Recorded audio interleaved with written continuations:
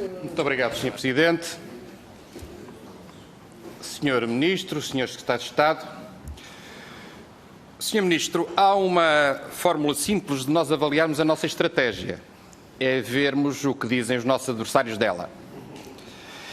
E o PSD elaborou e fez distribuir nos últimos dias um documento chamado Um Projeto Falhado. São 44 páginas que, recrutando notícias e títulos do jornal, tendem a encontrar um enquadramento sobre a atuação do atual Governo. Eu fui ver esse documento e fui à procura da parte que lhe diz respeito. E a parte que lhe diz respeito está na página 14 desse mesmo documento. E, ao contrário do que acontece com outros ministérios, que têm muitos títulos de jornal e muitas notícias, o Sr. Ministro tem uma notícia e um título de jornal nesse mesmo documento. Esse documento refere uma notícia de 14 de março, portanto, já há muito tempo, no início deste Governo, que referia que 14 mil candidaturas estavam à espera porque o Sr. Ministro ainda não tinha substituído os dirigentes do CREM. Bem, e mais nada. Mandam as regras da guerra, da boa execução da guerra, que perante a nossa boa estratégia e pouca referência à nossa estratégia dos adversários, nós possamos continuar a manter essa estratégia. E, Sr. Ministro, a sua estratégia é correta. Em primeiro lugar, a sua estratégia demonstra que aquilo que dizia o Primeiro-Ministro relativamente ao Ministro Poiás Maduro do Governo anterior era verdade. Ou seja, o quadro atual do Portugal 2020 é uma vergonha para Portugal na sua execução. E aquilo que o Dr. António Costa dizia enquanto candidato a Primeiro-Ministro e ainda como Presidente da Câmara de Lisboa, era de que a elaboração do Portugal 2020 foi incorreta, tem sentido estratégico errado, enquadra no que diz respeito à sua gestão opções erradas e que carece urgentemente de uma reformulação.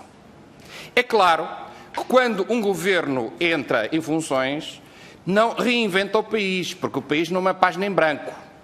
E a pior coisa que podia ser feita era o Sr. Ministro não continuar corrigindo as opções que vinham sendo assumidas. Mas, Sr. Ministro, é essencial acabar com esta esperteza saloia do Ministro Poiás Maduro. E, portanto, o primeiro desafio que nós lhe deixamos é que pondere a partir de 2017 e 2018 a reconfiguração de uma parte considerável do Portugal 2020. A segunda questão tem a ver com a leitura mais global do programa. Se nós olharmos para o programa, nós encontramos uma dificuldade de execução no SEUR e uma dificuldade de execução nos programas regionais. Quer num, quer noutro, nos últimos 2 meses nós tivemos um crescimento muito significativo da abertura dos concursos e da aprovação dos concursos. O que quer dizer que nós teremos no final deste ano uma execução muito significativa dos programas que andará próximo no global dos 30% do quadro. E, Sr. Ministro, isso é muito importante porque em 9 meses nós temos todas as condições para ter uma criança nova. E eu acho que o Sr. Ministro está, passados 9 meses, a ter uma criança nova, mesmo que os pais tenham rejeitado a criança depois de terem abandonado o Governo.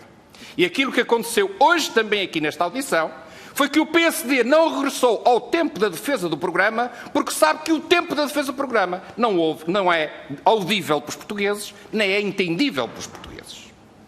O segundo ponto tem a ver com o universo do investimento. Já foram ditos aqui números em percentagem. Pelo PSD 5,8%, também está na página 14 deste documento elaborado pelo PSD, pelo seu deputado Hélder Amaral, 11%.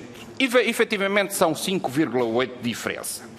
Ou seja, estamos a falar de uma execução entre janeiro e julho entre 2,6 mil milhões de euros do governo anterior, no ano anterior, para 2,5 deste governo.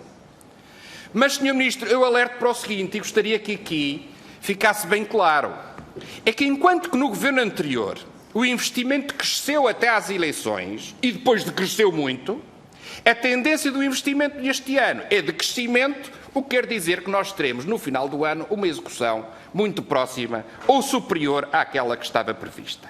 E, portanto, Sr. Ministro, eu não ficaria incomodado com estes anúncios que o PSD aqui traz, muito bombásticos, quando o sentido da curva e execução é completamente satisfatória, tendo em conta a realidade que vivemos e as circunstâncias que vivemos. Mas, Sr. Ministro, esta audição que muda a página, até agora nós tivemos que acertar contas com o passado. Mas a partir de agora nós não precisamos a mais acertar contas com o passado. Esta sessão legislativa e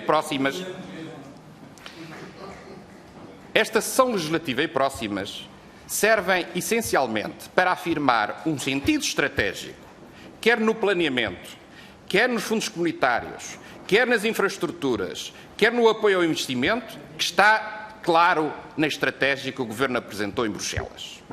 Mas, Sr. Ministro, o ponto central desta audição, e que aqui não foi tocado, é que a oposição, o PSD e o CDS, tem uma espinha encravada na garganta.